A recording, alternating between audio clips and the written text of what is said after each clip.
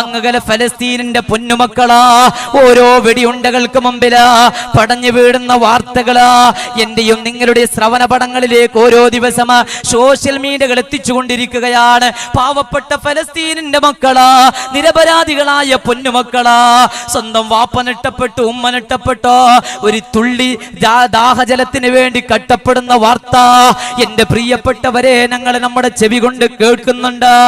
പക്ഷേ ഇത്രയേറെ നിഅമത്തുകൾ നൽകിയ നമ്മളത് കേട്ടിട്ട് പാഠം ഉൾക്കൊള്ളാറില്ല. നമ്മൾ പിന്നെയും ആഡംബരത്തിന്റെ പിന്നാലെയാ, പിന്നെയും ദുനിയാവിന്റെ പിന്നെയാ, പിന്നെയും നമ്മുടെ ആഗ്രഹം ഈ ദുനിയാവാ.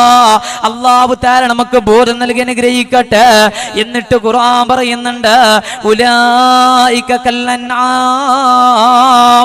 ഈ വിഭാഗം ആളുകളാ നാൽക്കാലി മൃഗത്തെ പോലെയാ എന്ന് മാത്രമല്ല ബൽഹും അദൽ, നാൽക്കാലി